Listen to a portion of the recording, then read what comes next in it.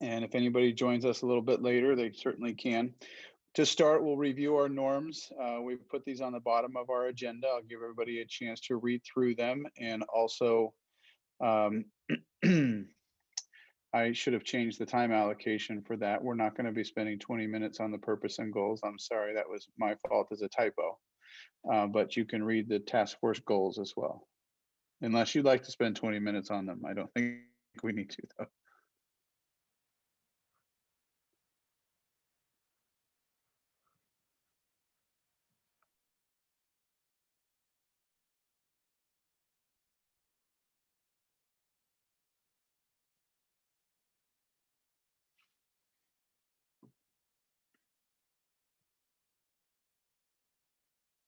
So as we start, just looking at the task force goals, I think our work in front of us today is going to hit really on a lot of these topics. I have a presentation we're going to go through, and it's hopefully going to help everybody have an understanding of where we're at and why, not necessarily the history of everything about how we ever got here, but really in conjunction with the governor's January budget proposal. And some of you may have seen some of that at the board meeting, and I don't mean to do a repeat, but I think the really important part of that discussion is as it relates to the pending budget reductions. And so we're going to talk about our current budget projections and a letter that we've received from Alameda County Office of Ed related to concerns regarding our budget, the target number for our reductions, and a method which we can go through to engage our community in discussion around those reductions. And then I'm also going to ask for an additional meeting of our team before we get through that process. So Mrs. Sandoval, if you can start, if you can pull up the presentation for us, please. And I am going to run through some of these slides pretty quickly because I think the most important part today is really going to be about the discussion. And I will say up front, I can't take credit for all these slides. Most of these are pulled from a school services presentation that the district goes to every year. And we go to hear about the governor's budget review, or excuse me, the governor's budget proposal. Superintendent Kamek, I'm so sorry to interrupt. I know you've said before, raise hand is hard to see, so I'm just jumping in here. I'm wondering, because I didn't think this was linked in the agenda, but is there a way you or Patty or Marcus could throw into the chat this presentation for us, or is this directly exactly pulled from the last board meeting? No, this is not pulled from the last board meeting. This is actually a combination of, I don't think I only have one slide, maybe two that's from the last board meeting. So we certainly can share it out with a link for everybody because it is different. And so what we do, and Victoria, thank you for that. And anybody else who has a question along the way or a comment, feel free to jump in. School Services puts on a 3.5-hour presentation, and it's about 150 slides, maybe. I might be exaggerating, but it's somewhere close to that. And they also send what they call a board-ready presentation. And so it's a little more succinct, and even that presentation is about 50 slides. And so I've only pulled out a few things that I think are important for us to review here. And obviously the big news that we saw out of the governor's January budget proposal is that we actually are projected to get a 3.84% COLA. And that's really good news because I think most of us predicted something a little bit worse. And there's 6 or 7 slides in the presentation that I didn't include here that really address why is that? Why could we have a COLA this high when we know our economy is suffering in the pandemic? And this helps us understand that a little bit. The 3.84 really is not just this 21-22 COLA. It's the fact that we were projected to get a 2.31% COLA in 2021. And that was a 0% funded COLA. And so what the governor is doing here is taking the 1.5% COLA for 21-22 and adding onto it the 2.31. So that's how we get to the 3.84. And the reason we're able to do that is because the state's budgeting, the state's projections, they projected a much lower revenue than they have currently. And in that, thank you, Patty, in that, The other thing that's important is if you understand, and we talked about a little bit before, how our schools are funded, we know that they really rely through Prop 98 at the state level on um, income tax and property tax. And we know in the pandemic, when we saw, for example, some of the big tech companies really expand their profit margins, in essence, the top performers in California's economy were still growing.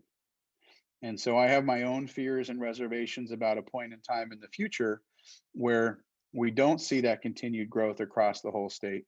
But for now, there is a COLA coming forward. And the next slide covers a little bit about how that COLA looks for us.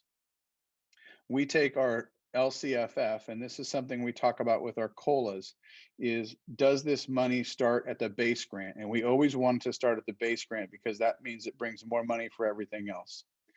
And so what you see here on the left is just take K through 3 or 4 through 6 or even 7 through 8. We'll start there. You see the base grant at 8,050.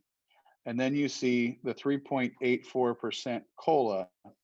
And then you see our new base grant amount, right? And if it's a grade span adjustment where we receive some additional funding, that comes on top of that, for example, in 9 through 12. And then we see our new base grant per ADA. And you can move to the next slide, please.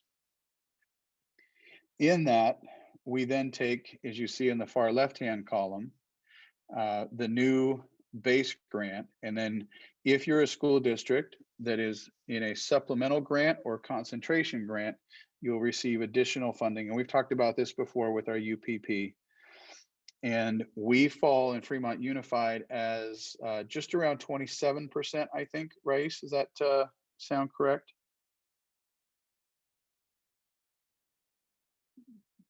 Maybe close? Yes, roughly 27%. Okay, thank you. So when we get that supplemental grant funding for Fremont, we're getting, if we take our 9 through 12 example, another 1988. And you can see for other districts, and some of them are our neighboring districts, a much higher amount in the concentration grant area. And you can see how that COLA being applied to the base level, because it's applied at the base level, really helps drive everything else up. And that's really what we want to see. And if you can look at the next slide, we'll see an example of where the COLA is not applied everywhere. And that would include, in this case, the special education funding formula. So that base funding formula, which provides 625 per ADA. And as a reminder, ADA is our average daily attendance, and it's just a percentage of our overall attendance. For most SELPAs, and you probably heard that word, special education local plan areas, but that COLA of 3.84 doesn't come all the way through in this. So that COLA we expect to be a 1.5. So we do see some increased funding there, which is good. We're not going to complain about increased funding, but as you can see in this bullet point close to the bottom, the administration is not planning to make up for that 0% COLA in the prior year as they did with the overall COLA. So that's important to note. Next slide, please. And then these are larger chunks of the state budget proposal. So looking at these, these are not specific to Fremont Unified, obviously, these are across the state, but you can see some large sections of money from the budget for community schools, for mental health programs, which is something we're certainly interested in seeing come down from the state and what our actual allocation will be. And then you can see some allocation to county offices for school climate surveys. So these are things that we look at, and we always try and keep an eye on. Are these things that are going to be one time, or are these things that are going to at some time have an ongoing funding source? You can move to the next slide, please, Patty. And the other part is that we're going to see CARES Act continue from the federal government. And in that sense, we're going to see some more additional support for meal reimbursements. And also you can see specific to that for school districts that are participating in the National School Lunch Program or Breakfast Program or Seamless Summer, that's going to be something that's very helpful as well. And so I don't have the exact calculation for how much that helps us, but it is part of what's going to continue coming forward. And we are going to see some additional CARES Act funding, and we've built that into our first kind of updated multi-year projection, which we'll get to in a little bit. If you could move to the next slide, please, Patty. So this is some of that new federal stimulus package that I was referring to. And you can see here that the governor does have some discretion on the GEER dollars, or the GEER dollars. And the governor has not yet told us exactly how he plans to spend that money and how much of it will actually come down to us. But certainly when we see a limited funding from the state that we see, anytime we can see an increase in federal funding, we're certainly looking for it. It's hard to track everything that's happening right now in Washington, but at the federal level, there are a lot of conversations about some additional funding for schools. And we certainly, from a large context, would support those. And I know there's been a number of bills that have been introduced and plans introduced at the federal level, and we'll have to see how many actually come to fruition. And they really may test that how the House and the Senate are going to go after some of these things in terms of where the majority lies and who's going to vote in which direction. So hopefully we'll see a good share of this come down to us. And the other thing that is a nice thing to see is they have taken into account that when they gave us the first kind of big chunk of CARES Act funding, they really gave us a very short timeline to spend it. And they've expanded this timeline quite a bit, which allows us to be a little bit more strategic and thoughtful with how we use that money. If you can move to the next slide. And this I wanted to call out, even though this is not specific to necessarily us as a budget task force, but it certainly has gotten enough news and discussion lately. And that is that the governor announced his plan on December 30th, and that plan was attached to incentive dollars to get schools to reopen. And those incentive dollars are listed there on the slide at 450 or a corresponding 337.50. And what has happened is this plan, even though some of the deadlines in this plan are actually happening today, the plan has not been passed by the state legislature. So there is a lot of discussion that's happening at the state level. And a large part of it, as you see in the top bullet, is that $2 billion are proposed and that those come out of Prop 98 dollars. And one of the real lobbying points that's happening at the state level is that the incentive money is intended to, as it has been described, help pay for some of the requirements in the governor's plan, which is yet to be approved. And that would be student testing at a specific cadence based on a color code for our state tiers. And there's a lot of districts that are very concerned about how that cost of testing would actually bear out as it relates to the incentive dollars. So nonetheless, that was part of, thank you, Patty. That was part of the governor's budget proposal. He was asking the lawmakers to take swift and early action on this, and it has not formulated yet. I don't know when they're anticipating finalizing action. I know they've been having discussions about it the last week or two, and we'll have to see what comes out of that plan. You can move to the next slide, please. Apologies there. And so if you were at our last board meeting and you heard the budget presentation, this is a slide that helps reflect some of the conversation that we had there.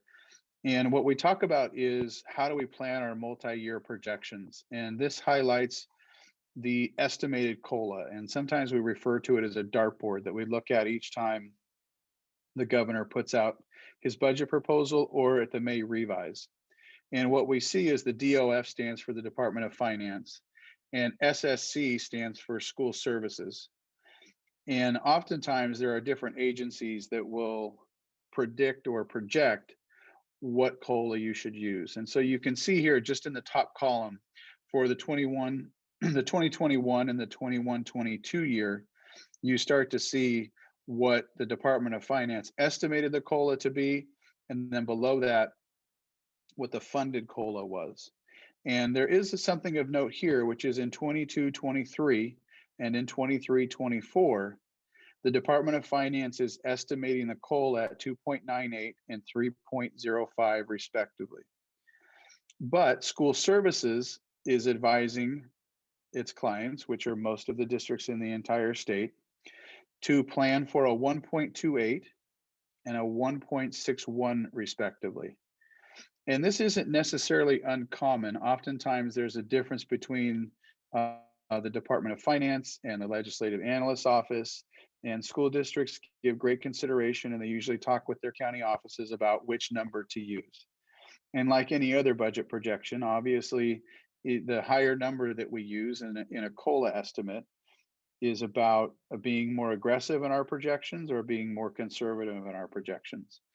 If we utilize the 1.28% COLA projection for next year, which is what we've done at this point, and the COLA actually comes in at 2.98, then we'll have far more revenue than we anticipated, which is always much better than the opposite. What we worry about is estimating a 2.98% COLA and then having something much lower. And so I just wanted to give a little bit of context to that discussion. And you can move to the next slide, please, Patty.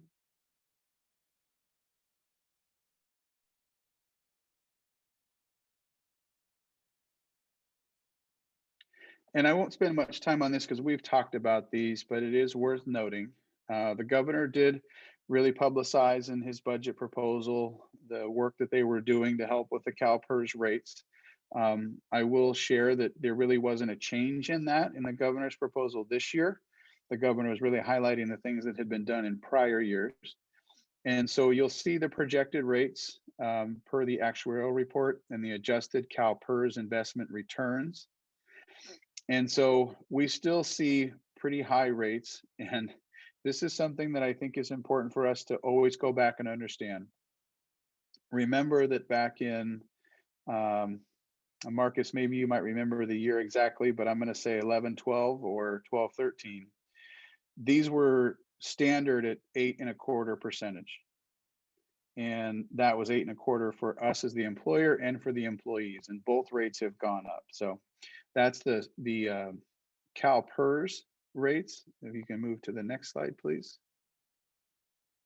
And as we've talked about, we also have Calstrs. Strs are our employees who work for the school district that require a credential. And you can see here, I wasn't that far off. 2013 is when it was 8.25. And you can see the increase that's come all the way up through July 1st of 2020. So these are significant, and we do see a little bit of a decrease for 2021. But remember, again, that's kind of a temporary buy down, and we expect that percentage to go back up in the future. And so I think this is important for us to look at, especially as a budget task force.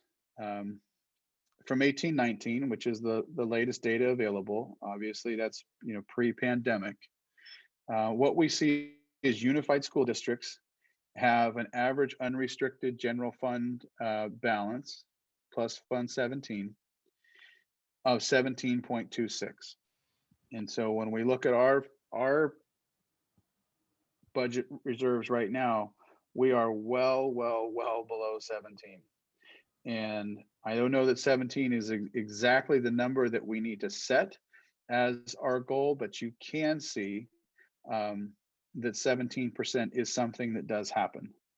And 17% is a pretty high reserve, but it's worth noting in terms of the overall fiscal picture of Fremont Unified, when we're down at 3%, it certainly signifies that our fiscal condition is not as healthy as it should be. And so I'm not suggesting that today or tomorrow we need to get to 17. There's always a discussion when you're at 17 or a number even close to that of, are we maximizing the dollars on today's students and doing everything we can to recruit and retain our employees? But we also see that there's likely a better place to be than kind of as tight as we are in the moment. You can move to the next slide, please, Patty. And I want to just talk for a little bit, even though I've been talking. I want to go over kind of the duality of circumstance here. So we're talking about a pretty healthy budget projection from the governor. for all accounts, in my opinion, much better news than I was expecting from the governor's budget proposal for education in January. And normally, when we see a good budget from the state in January, it holds pretty close at the May revise and through final adoption. The only problem with that is I feel like we have to take out the word normally, because I haven't seen much normal happen in the past 12 to 13 months. But I'm going to hope that we do see that continued positive trend. And the duality that we see is Alameda County sent a letter to the school district, which is available on our school district website if anybody wants to read the entire thing. And their letter highlights a concern regarding our fiscal condition. And that letter is related to our first interim budget report. And we submit that to the county. And the county has signed off on our first interim. However, they outline the concerns, which I'm not going to read in total to you here. You can see them on the screen. But in the end of the day, Alameda County has said to Fremont Unified, irregardless of the governor's budget proposal, we need you to make the 17.6, 17.5 million of reductions that you projected at your first interim.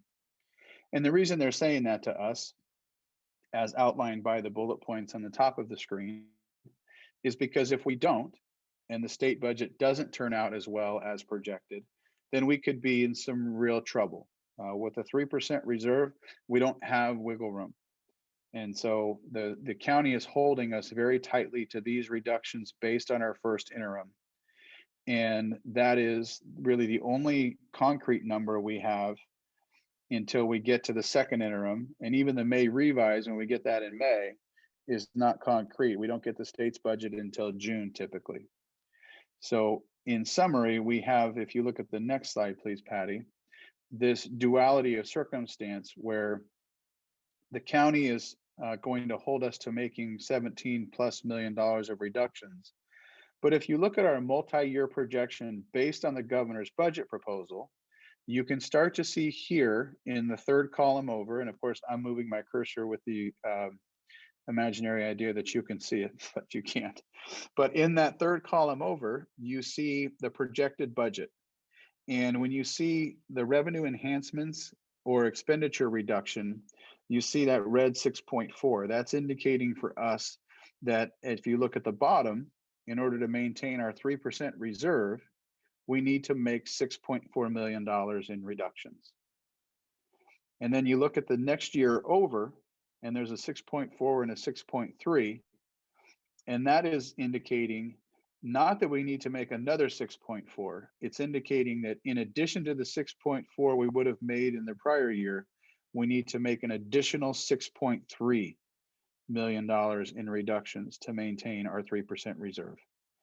And so that is ultimately where we find ourselves now, is looking at our multi-year projection. If the governor's budget proposal holds, indicates the need to make a much smaller reduction than the 17.5. And there's a lot of discussion about where we go in between those two things, but we know that the county's going to hold us to at least identifying $17.5 million in reductions. If you can go to the next slide, please, Patty. And so I've kind of highlighted this a little bit in the discussion already. And we have to submit those the list of identified reductions to the county by February 25th. And so I think we have to understand that we need a plan for the best and the worst case scenarios. And this is where I would love some feedback from our task force here. And that is my thinking is that we identify some tiers of reductions so that we can kind of help prioritize where do we get to these reductions, right? And so if we just look at the multi-year projection and we look at the 6.4 and the 6.3 that I referenced earlier, and then the remainder to 17.5 is about 4.8 million. And if we identify those reductions in 3 tiers, it doesn't mean that we can't move things around in one tier or the other tier or take more than tier 1. But I think it does give us a platform and a framework for the conversation and the thinking of what if the budget is worse when we get to June than the governor proposed in January? What if somehow based on an influx of federal dollars, it's much better? And if we look at our reductions in a tier, then we may be able to also identify how would we reverse those reductions. And that's part of what we'll be talking about in the near future. If you can move to the next slide, please, Patty. This is kind of what's laying before us, and some of it is what's happened already. And these are, we've held our 5 attendance area town hall events. We've held budget meetings with each employee group. And I'm meeting with employee groups this week with their leaders. And then we have February 5th, which is where I will send out a community newsletter and a staff newsletter regarding the budget balancing plans that will be proposed and published. Those will be published as part of our board agenda.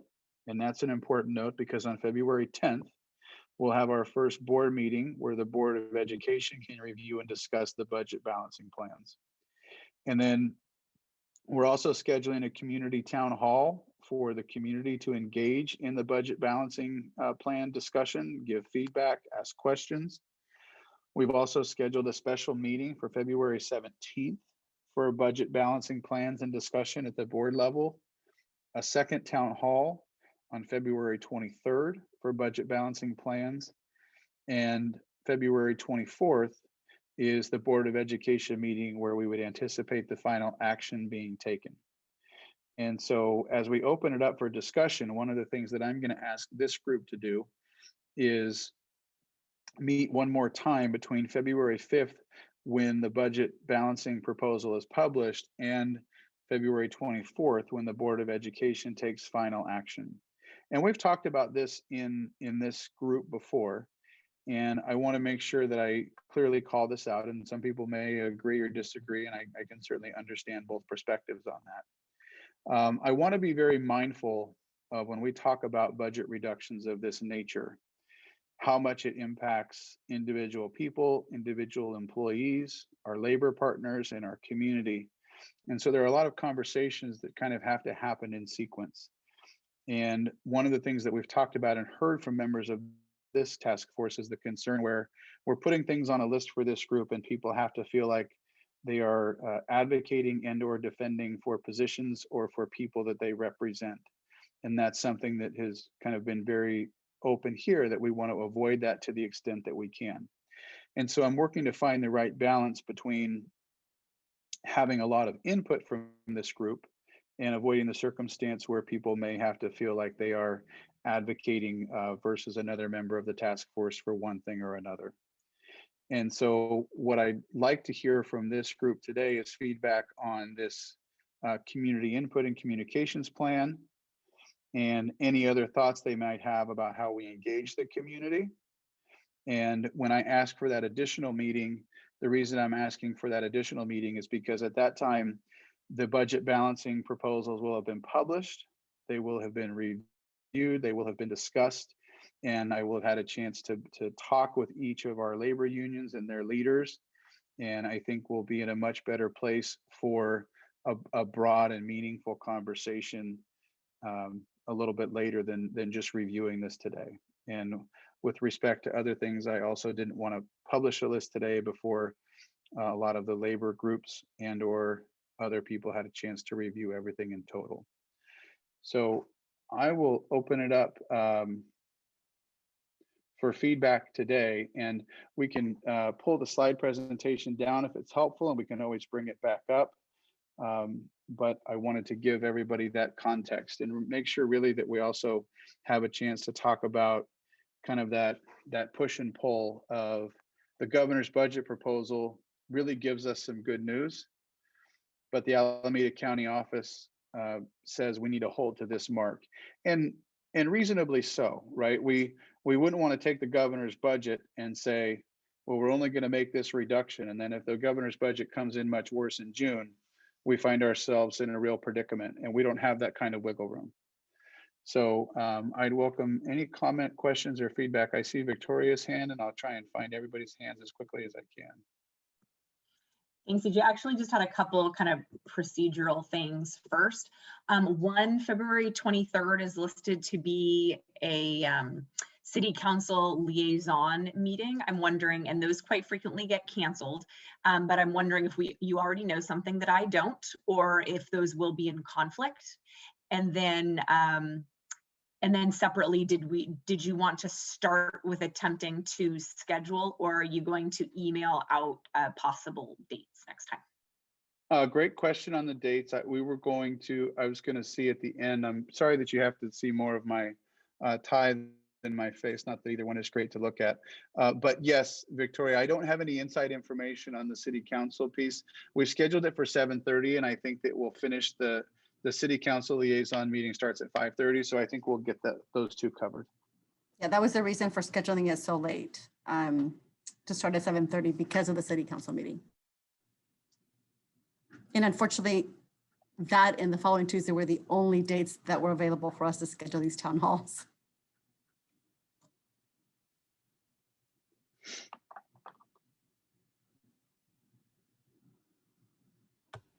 I guess I could throw in, I've seen some chatter on the Nextdoor app about these meetings. I guess I had never, I mean, I've been on the app maybe a year, but I've never really noticed that they talk about district stuff on there, both good and bad.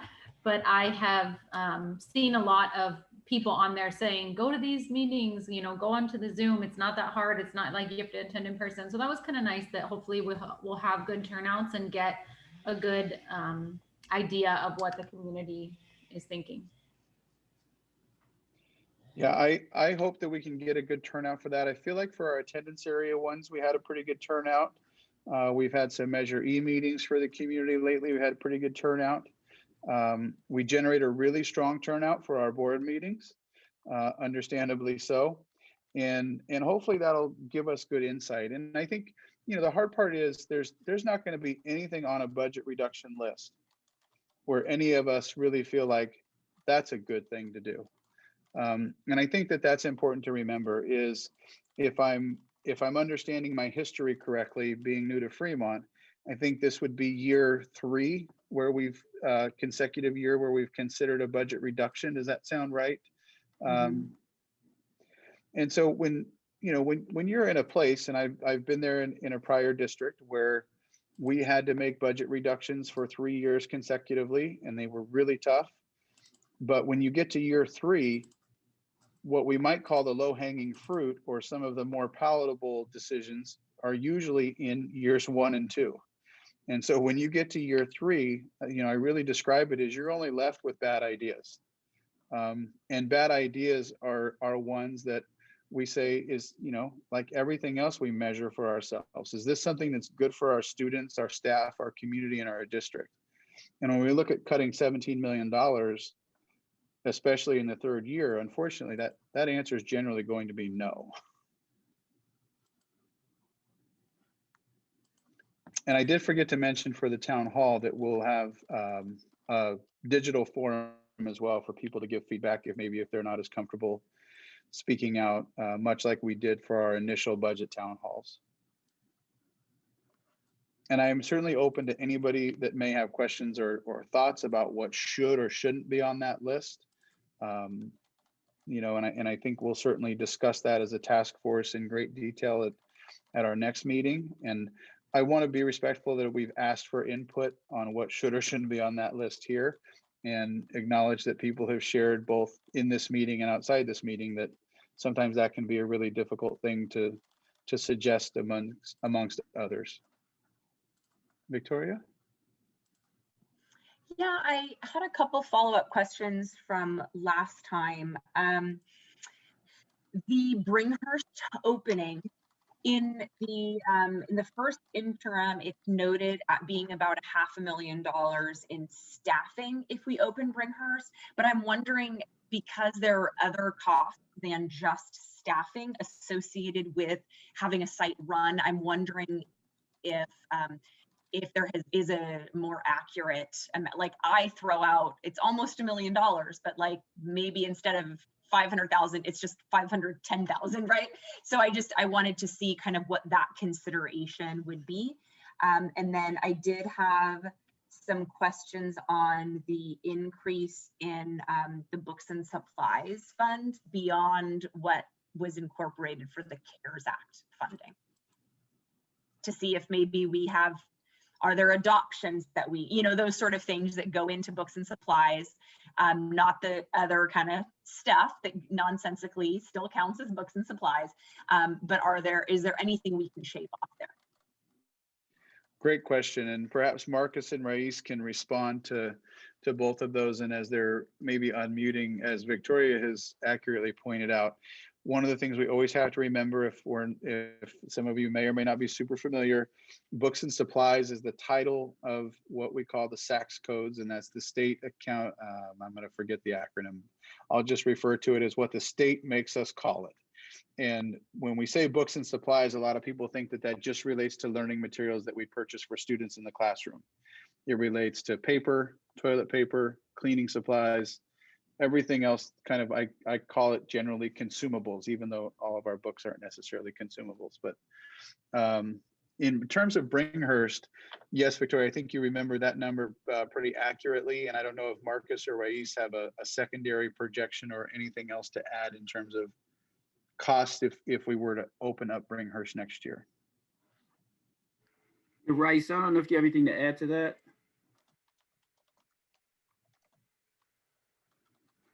Yeah, I think the number that you're referring to, Victoria, is just an estimate based on the the initial FTEs that they would need to open the school.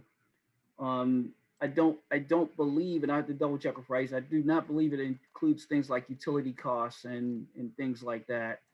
But I have to double check with Rais. He must be having a connection problem. He put in a message that he was having connection problems. Yeah, but in regard to your other question, the one thing we did do last year is we did create a textbook adoption budget, because that was something that was not in place prior to my arrival in the district. So we do have an idea of what adoptions are coming up each year. And this is something we did provide to the board last year. So I just use an example. I'm looking at for like 21-22. We have the history, social science, grade K to 5 adoption, which is 900,000. And then we have a science adoption, which says K5 temporary, and then we have a science adoption 6-8. And those two together are about $1.1 million. So we kind of have a better idea of our adoptions, and everything else is just consumables and just our ongoing costs. But those are the 3 adoptions that we are looking at in terms of our budget for next year. And I think it's something that in other districts we've looked at before is kind of freezing or stopping all of our adoptions for X amount of years. And as some of us may recall, that we used to be on a cycle where the state mandated there was a certain cycle by which we had to adopt books, and that's a little more flexible now.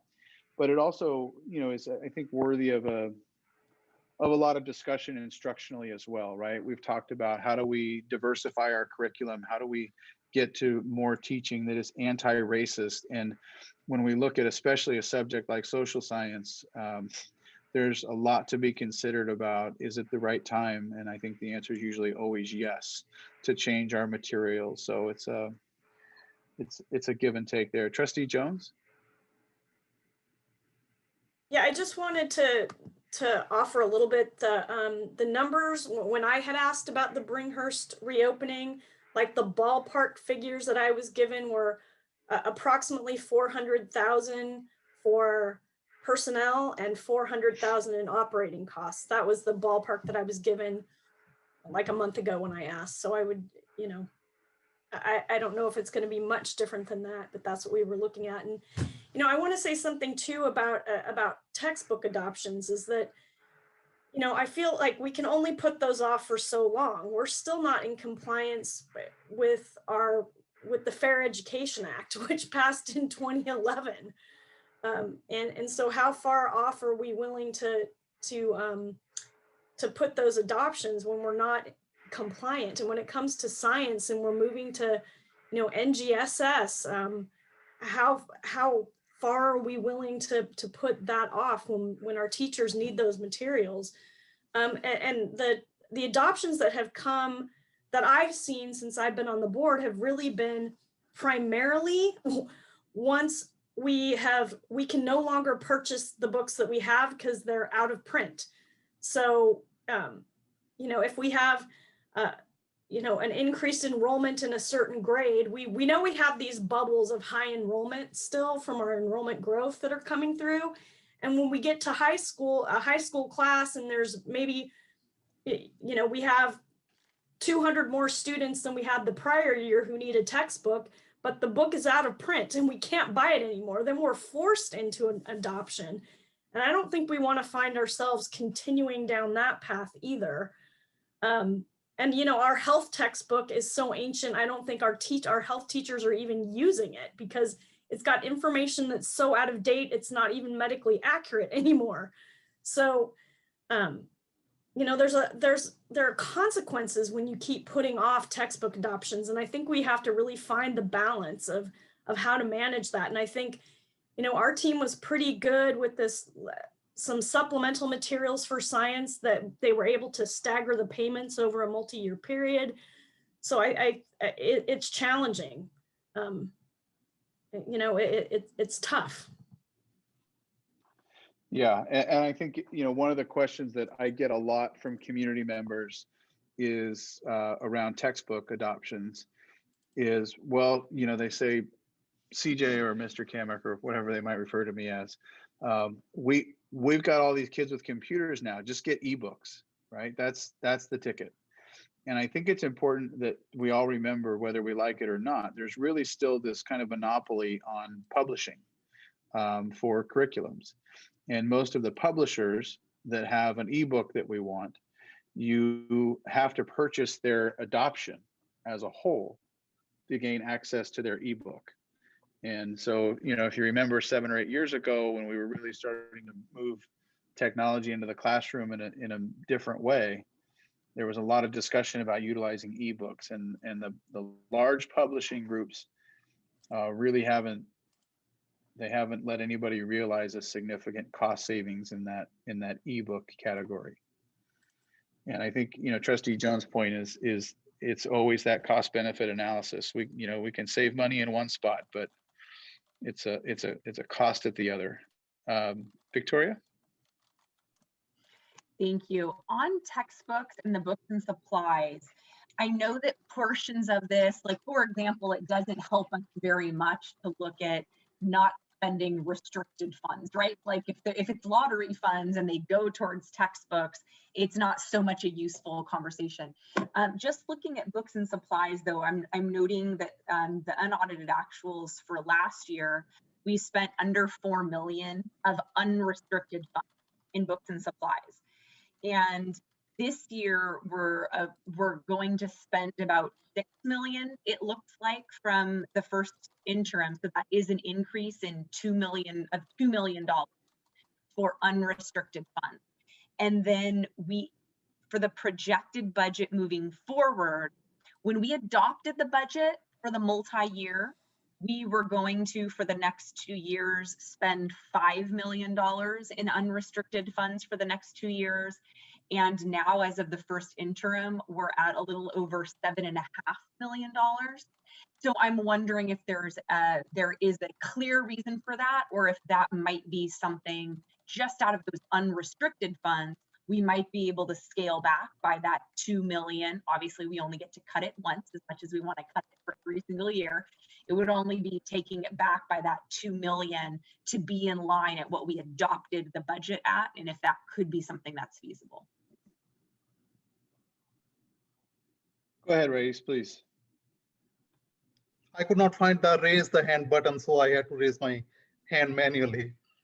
So to answer this question, Victoria, the money we are receiving from KSAC Money, by definition, that's a restricted money. And we are constantly making plans to spend that money.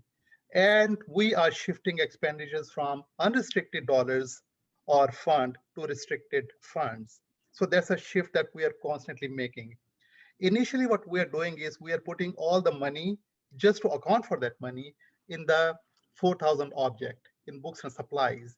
That has been a practice in this district and all other districts, that we park money in one account, and as we make plans, then we shift money from one account to another. For example, when we had to spend one of the monies in case that was CR funds, Corona Relief Virus Funds, we shifted that money into salaries accounts. We paid for some of the salaries. So we moved money from books and supplies into object 1000, which is certificated salaries, 2000 object classified salaries, and benefits. So that's the constant practice that we have in the district, that we do that in the budget department. We constantly make shifts between restricted to unrestricted, and also from books and supplies to other areas. So although you see a big amount sitting at first interim report into books and supplies accounts, that money is going to be shifted as we make plans and move expenses into those areas. So Rais, I really appreciate that explanation. I think, maybe one thing that if we look at the budget in that construct is, are we considering leaving the projection at the higher amount based on what's coming into it? Or would we consider maybe bringing it back to the 4 or 5 level? And how does the CARES Act, I guess maybe better stated, my question is, how does the CARES Act money inform our projections? Are we leaving it higher because we're expecting more CARES Act dollars from the federal government until September 2023? No, because our plan is to spend the CARES Act money by June 30th. So the money we received this year, our plan is to spend that down this year. And the reason is we had a big, huge budget deficit this year, and we are making use of CARES Act dollars to fill that gap, that huge deficit that we have. So the money is going to be spent. A large chunk is already spent, actually, and we did shift that money from books and supplies into those accounts. And the one reason we left that money in books and supplies, CJ and Victoria, is we did not have clear guidance from Washington, DC, how those dollars can be spent. Those guidelines came very, very late. Even right now, they are fine-tuning their own procedures. CJ, you remember you sent us an email dated January 29th, and the expenditure report was due on February 1st, and we had weekend in between. That's how tight our timelines and guidelines are. So we are in the budget department and accounting department. We're constantly actually making changes and adjusting to those guidelines. So do we think based on that the targets for our second interim would adjust in terms of books and supplies at all in the out years? Yes, that's what we are doing. Planning, we are shifting money from unrestricted to restricted. That's one thing we're doing. Plus, we are going to shift money from books and supplies into some of the projected expenditure areas, which is basically salaries. That is going to be spent for child nutrition services, salaries, bus drivers, some of the categories which are allowed in KSAC dollars, we are going to shift those budgets. I think CJ, you understood my question. Definitely, Rais, I would not ask about right now why the books and supplies was 37 million, because I completely understand that all of that is that large influx is that one-time money.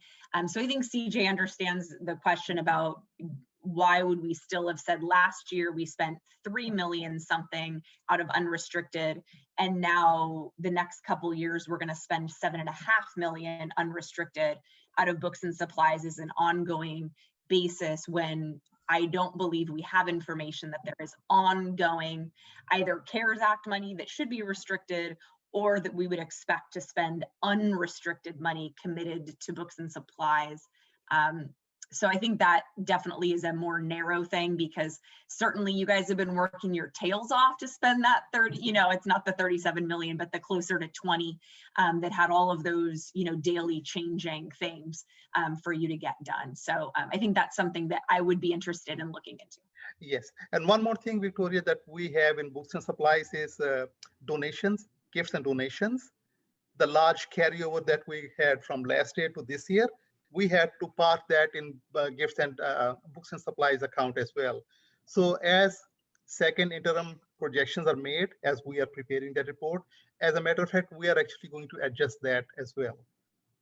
Because that's like fake account in a way that we know that donations are not going to be spent this year, not all of it. So ahead of time, being proactive, we are going to shift there some of those dollars to fund balance. Trustee Campbell.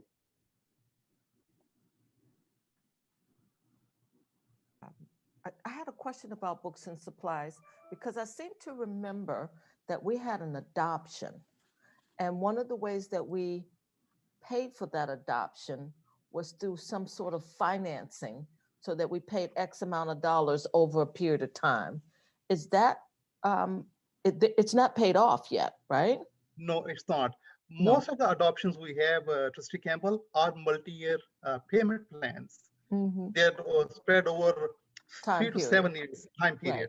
So we do not pay about 5 or 6 million each year. We do have financing plans and we pay them. So almost all of the textbook adoptions we have in our books and supplies account, they are multi-year payments. And we are showing only 1 year payment in the budget. Only the amount of money that is due this year. I know, but why would we do that if we have to do a multi-year budget and we only show 1 year payment? Why wouldn't we do 3 years? It does show 3 years. Oh, it shows however many years it is. That's what it shows in the budget. Okay. So my question then is, if you're shifting and you're moving funds, doing inter-district transferring, are you transferring enough to, so I'm sure you're transferring enough to handle the time payments, right? Yes, we are shifting and we are showing the payment amounts, yes, which are due. Okay, and so while that number may seem inflated, it may not be, because it includes the time payments that have to be paid that year. Yes. Okay. Correct. Okay. Thank you.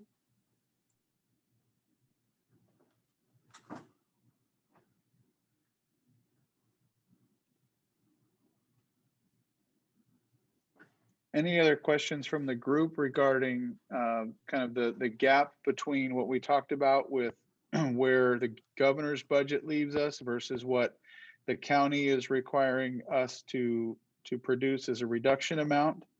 Is everybody kind of clear on why we're doing all those things? Any questions on that? I did have a question on the revenue. If this is something as of the first interim that we knew our revenues would be changing, because I know that there has been a big unfortunate shift of okay, let's do a lot of one-time revenue again. But on the federal revenue, we had $13 million in federal revenue last year. We adopted our budget saying we were going to have about 11 million for the next couple years of federal revenue. And at the first interim, we reduced that to 7 million. So I'm wondering what that decrease of $4 million in federal revenue is. I'm looking at the first interim budget report on page 94, if that helps, Rais. Although I'm sure all of you also have your first interim budget books out. And I know we had like influx of one time, but did that mean that they scaled back on some of their ongoing programs? Perhaps? If you're looking at next year, Victoria, yes, we took out one-time revenues in the next year's budget, in the revenue lines, yes. But is there a reason that last year we received 13 million in federal this year, of course, we have this huge influx, right? We have 26 million, but that's not what we're counting on. But as a regular ongoing practice, we had said 11 million is what we were going to have when we adopted the multi-year budget. But now as a first interim, we've said in those out years, the next couple years, it's going down to 7. I'm not looking at the detail of that because there's so much detail behind those numbers, Victoria. What I can do is, if the UN group desires, I can run a detail of all the individual resources, because there are so many resources within that category. We can run a report of those resources and send that to you.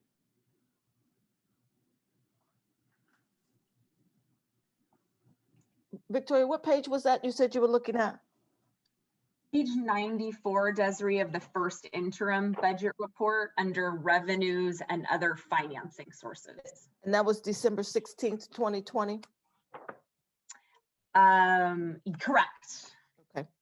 I have another question too, if I'm gonna, page 96? 4. Okay. And tell me that again, please. Just under the revenues and other financing sources. And it's hard because I had to cross-reference the adopted, which is a different booklet. But Right. you can see for last year under federal revenue, we said we got 13 million. Yes. And then this year, of course, we have a big bump, which is not what we would budget for next time. We got 26 something, right? Right. Then the next 2 years, though, we're down at 7 million. But if you look in the adopted budget, we adopted saying we were going to get 11 million. So then what that does for Fremont is all of a sudden we have to make $4 million in cuts, essentially, because we've lost federal revenue of $4 million. So I'm just wondering if we know a little bit more about that. Are those targeted programs, for example, that won't be funded? That Okay. Examples meaning, and I'm not saying that this is statistically true or actually true, but examples of those federal programs might mean a decrease in Title I dollars, for example, if we knew those were coming. And I don't know, Rais or Marcus, if there's I know we are expecting a decrease in Title I, but I don't have off the top of my head the overall percentage reduction or how much that means for Fremont. Actually, we did reduce our Title I by about 1.2 million this year. And that has been reflected in 2021 fiscal year. So then, Rais, I know you have this giant book. Then there's certain parts that would say, here's the amount of millions we get in Title I funding. Here is all of the services that Title I goes towards, right? You mean the expenditure side? Right. Yes, Because then it could bear, so basically if we don't, for example, reduce those Title I expenditures, we would then be making the choice to pick those up out of our general fund dollars instead, right? We have already actually adjusted those reductions. So Dr. Christy Rocha and her team, they identified the areas of reductions and transfers because some of the expenses were moved to other programs and some of the supplemental programs. So they were actually adjusted already. So we have reduced our Title I budget this year accordingly. But perhaps we have more to do for next year. We are expecting, with this expectation and projection that next year is going to be reduced, that is already adjusted. If that is already adjusted, Rais, if we've already identified cuts, say Christy and her team have already found $2 million in programs or services that she as a manager doesn't think that they'll use anymore, does that mean that we already have identified $2 million in cuts so that the school board would get that as part of their recommendations? So when you look at multi-year projection for next year, Victoria, the restricted, which is page 96, I think, that the expenditure area already shows reduced expenditures for Title I.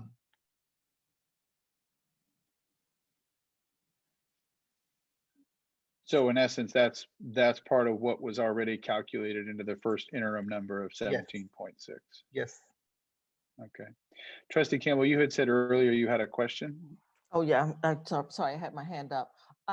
I wanted to go back to the presentation for a minute. I wanted to look at page, what page is this? I can't even tell on this sheet. It looks like page 15. Yeah, page 15 that shows the planning for multiple possibilities. 6.4 million based on the governor's proposed budget. And then I wanted to ask a question about the tiers again, because I heard you say that you have this, it's in 3 tiers, 6 point something, and at the end of it, of them 3 tiers, it bubbles up to the 17.5. So my question is, and then I heard you say that we still, regardless of wherever the budget lands, we still have to find $17.5 million worth of cuts. So my question is, why are we tiering it if the number is the number that it's going to be, and we're putting it in tiers? Well, we don't have to put it in tiers. It was a conceptual thought by me, and the reason that I thought about it that way is because we have to give the county a list of reductions that the board would authorize, right? So it's kind of a bit of semantics, but it's also really operationally important as well, in that if we have to submit to the county a list that the board has approved to make up to $17.5 million of reductions, if we did it in tiers, it might basically be better described of saying, although we have to give this to the county by the end of February, if the state budget turns out to be much better, and maybe the May revise looks much better, and maybe our second interim looks much better, and the county feels better about our second interim, maybe we wouldn't enact the reductions in tier 3. Oh, if they say it's okay. Right. Because okay. because the county's going to make us give them a list of that demonstrates the board has authorized reductions to this amount with these things. But whether or not we end up enacting them, I think, and Marcus, you can correct me if I'm wrong here, but I think that's still going to remain a local decision for us. Okay. Because if we get a ton of federal money that comes in next year, like we're hoping, we dream on, right? I'm going to keep dreaming. That's right. It won't be what backs all my actions, but I'm going to keep dreaming. But yes. if we get that money, I don't think the county is saying, irregardless, when you adopt your budget on June 30th, you have to enact $17.5 million in cuts. I think what the county is saying is the board needs to authorize up to $17.5 million in reductions, so that if the budget comes in bad, we don't have to then go back and figure out what to cut. Okay.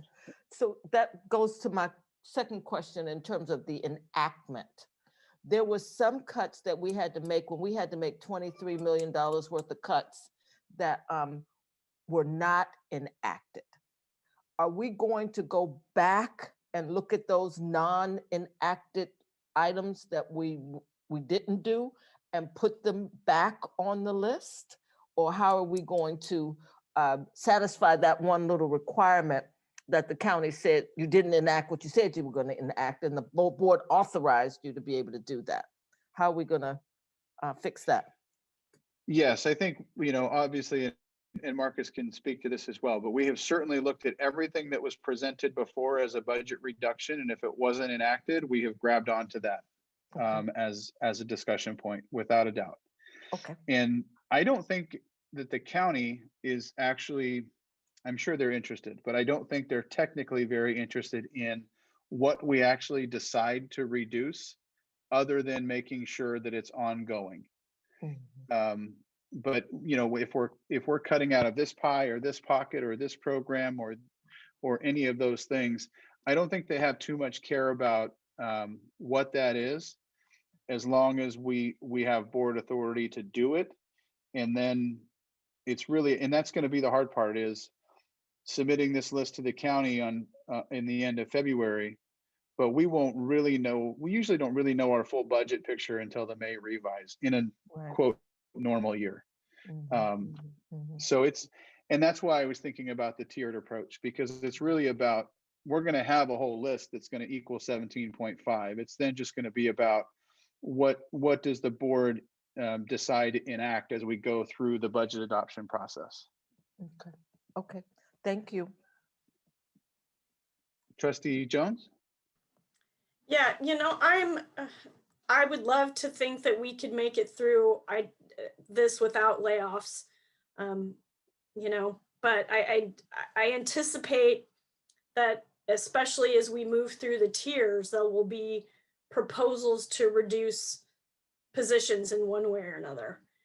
And what if we have, say we identify tier 1 that are the things that we know we're pretty likely going to have to enact, and let's just say we don't identify any positions. We get to that tier 1 and we're feeling good. We didn't have to, you know, make any position cuts.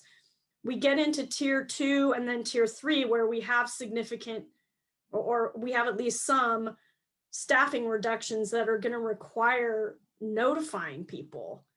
And I think our notification deadline is in March, but we won't even have the May revise until May. You know, I want to be sensitive to, you know, I don't know how we do this in a way that is really conscientious and caring of our employees.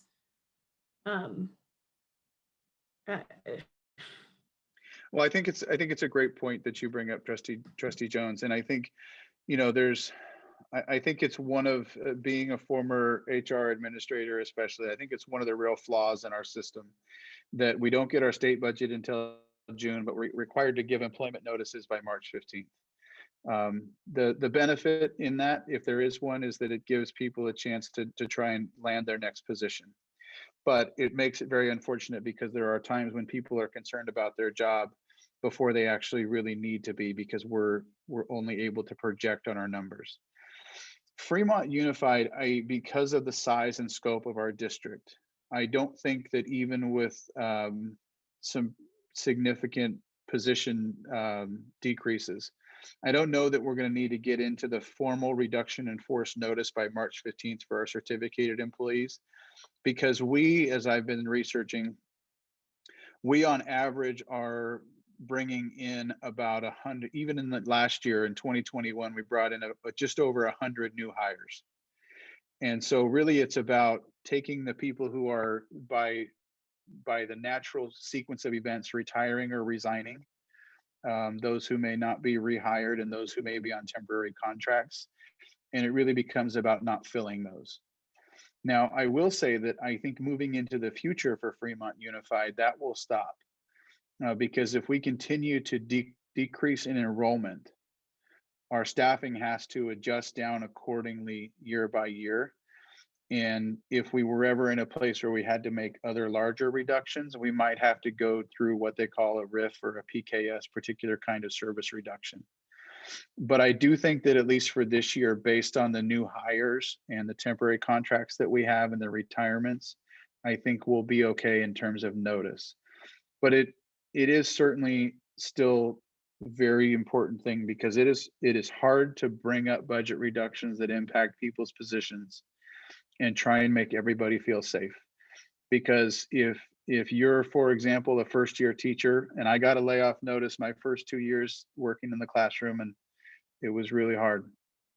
But if you're that first-year teacher and everybody around you says, or they said to me at the time, CJ, don't worry about it, you'll be fine. This happens every so often. Plenty of people, you'll get hired back, don't worry about it. You know, I said, okay, I won't worry about it. And then I went home and tore my hair out, and you see what happened. But that's a really, you know, that's a hard thing to do. And we'll do our best to reassure our employees, because the hardest part about these conversations is when people get nervous and they're some of our best people and they end up going to look somewhere else. And that's just a tough part of what we're dealing with.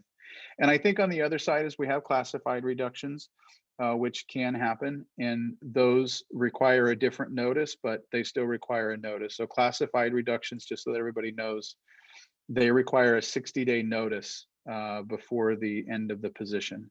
So a little different ed code requirement, but I think we still have some room in terms of our rehiring but that number will slow down most certainly. I mean, just over the last 3 years, when I pulled the data, you can see the trend. In 18-19, we had 171 new hires. In 19-20, we had 150 new hires. In 2021, we were down to 104 new hires. So you see that number coming down, and that flexibility we have built in just based on the size and scope of our district will eventually go away. So I want to honor people's time. I'm willing to stay on longer and have more discussion, but we're at just about 4:45. And I wanted to, as I said in the presentation, look at another time for this group to meet between the time we publish the reduction list on the 5th and the board meeting on the 24th. And I know how much everybody really likes Mondays. And I don't know if there's a time that jumps out for people that works, or if the preference is that Ms. Sandoval try and find a date and time that works for everybody. Is Mondays a better day for most people based on that, or is there another day that works? I know Thursdays usually aren't an option. I noticed one of the Mondays, and because we're wanting to do this in February, one of the Mondays in February is President's Day, so that's out. Right. And I don't think I can't imagine we're going to be really ready to discuss this as soon as next Monday. How about the 22nd? Well, there's part of me that feels like that's getting too late, but maybe it's not, based on. What would we be accomplishing on that day? Or hoping well, to we'd accomplish?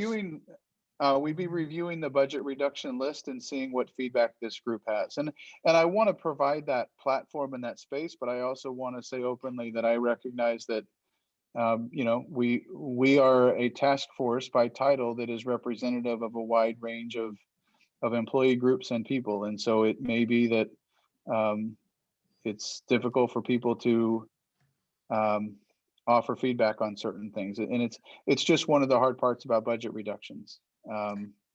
So. And we have to do this after 3 o'clock? I think we could do it whatever might work best for the group. Maybe it might be best, Ms. Sandoval, if we put out a doodle. Doodle. Okay. That always cracks me up. Doodle. I don't know if I should be drawing a picture or chasing an allergy-free dog. Okay. I can send that off tomorrow morning. Okay, that would be great. Thank you. And I remain open for anybody's creative ideas on how do we get to 17.5. That's how many minutes I sleep at night.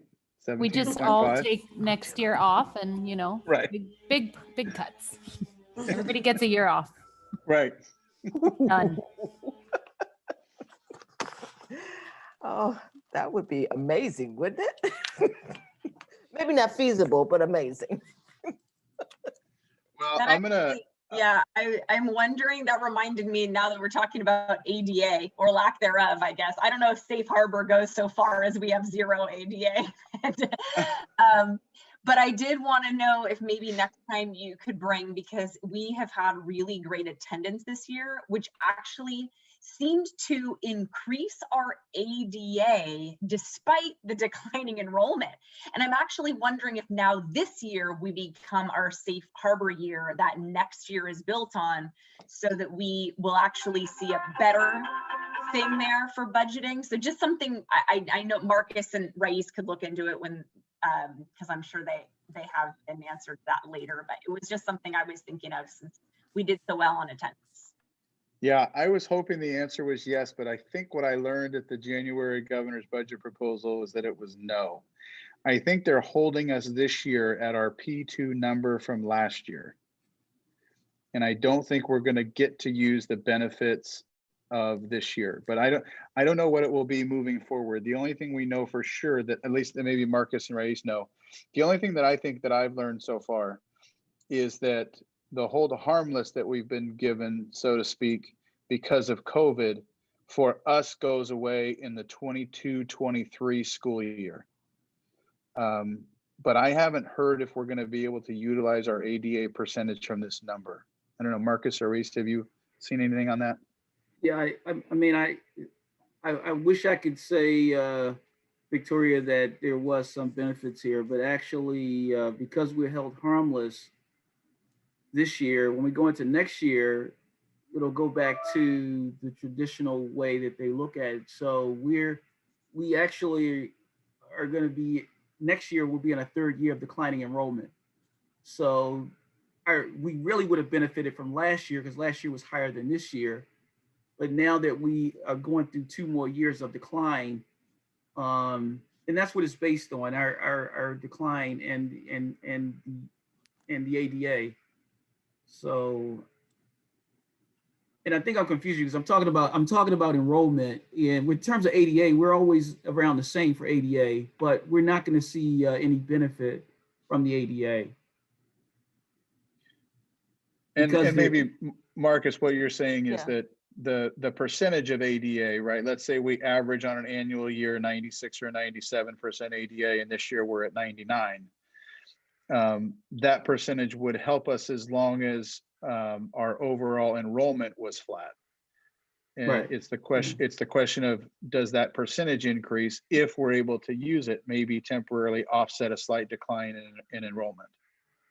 But that's Right. 99% based on a smaller number.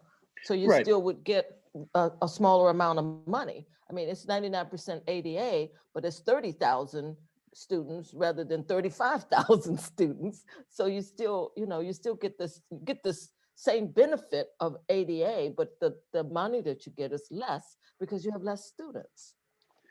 Right? Yeah, at best in a declining enrollment situation, if we were in our traditional scope and sequence of funding, if you went from 96 to 98% in ADA in a more traditional sense, you might be able to offset the feeling of a declining enrollment temporarily.